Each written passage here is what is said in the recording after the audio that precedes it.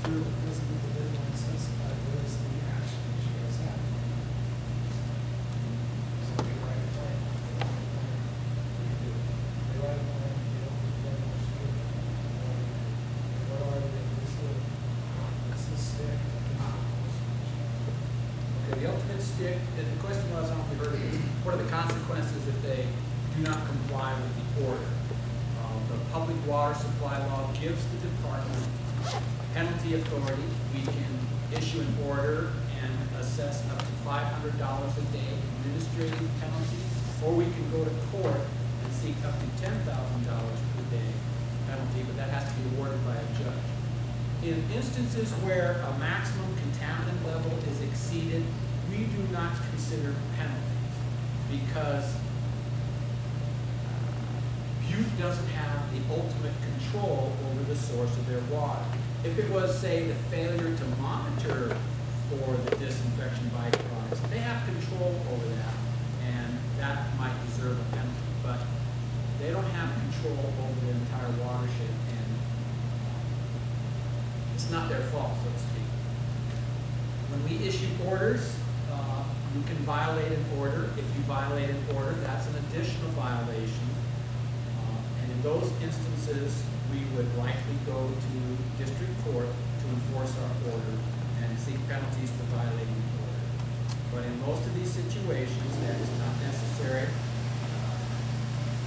Use the responsible party. They have to take responsibility for the quality of their drinking water supply. They'll submit a plan. The order we require that it be submitted within a certain time frame, maybe 60 or 90 days. And we won't approve the plan unless we think it's achievable.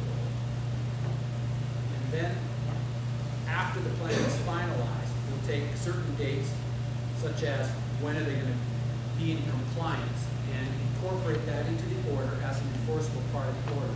If they miss that deadline, then that would be considered a violation of the order. And we would have a decision at that time whether or not we want to give them more time or go to court and seek the judge's enforcement of our order or penalties. Also, we operate these programs on behalf of the US EPA, and they are watchful. If we don't take timely and appropriate enforcement actions, they are on our case, and they always have the discretion and opportunity to overfile. We don't like that because we want DEQ to regulate Montana public water supplies. We don't need the federal government doing our jobs for them. But they have that discretion, and that's kind of the ultimate threat. They're not the gorilla in the closet. They're the gorilla standing right next to us. If we don't keep them happy, they're going to demand more demands. Is it economically or technically infeasible to filter out the levels of organic carbon? I don't know the answer to that. We need an engineer.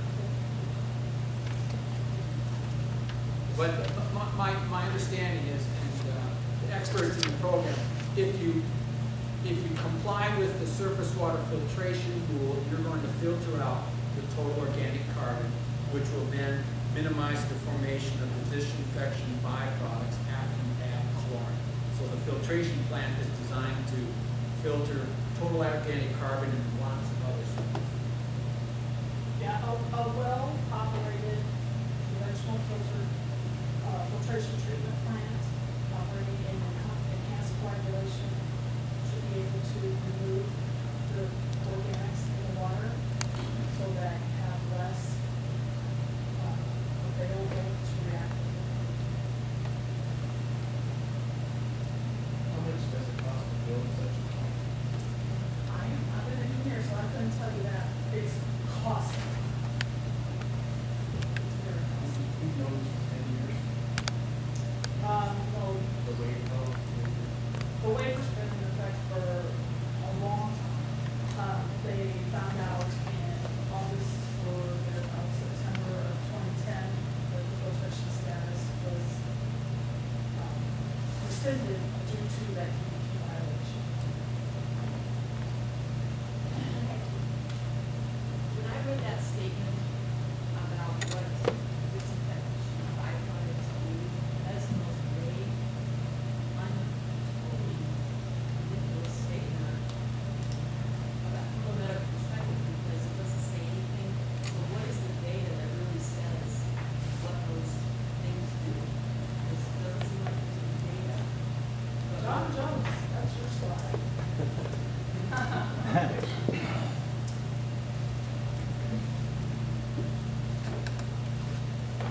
EPA has set the MCLs at such a level, the 80 and the 60 I was talking about, and they feel that if a person drank like 2 liters of water a day for so many years, and the MCL, it was exceeding the MCL, that they possibly could have issues. Now, the issues are, well, okay, the molecules we're talking about could be considered carcinogenic in nature. I stay away from that because I'm not a medical person, but they feel that if you stay well below the MCL, there's no problem. They have a risk factor down to 1 per 10,000 people if you get to a certain level and so on. I mean, if someone was to swallow chloroforms, then they can get body stationary infection. So if you're going to make a criteria, there should be some evidence as to really what happens. I mean, it's probably a stupid thing to argue about, but it almost seems like that a standard is being created based on no sound evidence of anything. I mean, I think they have a lot of data, but it's all been with animals, you know, data that they feel that molecules, like I said, there's all kinds of different molecules. It's organic chemistry, so you can find carbons, wherever. But they feel that these, the single carbon, double carbon atoms that we were talking about, on molecules, they feel that if they exceed that MCL, they could possibly cause some problems down the road. I don't know if they have that much data on people that, you know, got sick, but they know that the testing that's gone on, and that type of a molecule will cause issues. And they talk usually about kidneys affected or the liver affected. Well, the liver's open, but that's what they're talking about. So who said these standards? Who said this? EPA. 2004. 2004, so you've known, and it looks like when you go back and look at the data, that you know there's a potential problem in the water system. Since 2004. No, my data went back to 2007. And I was looking back for this meeting. I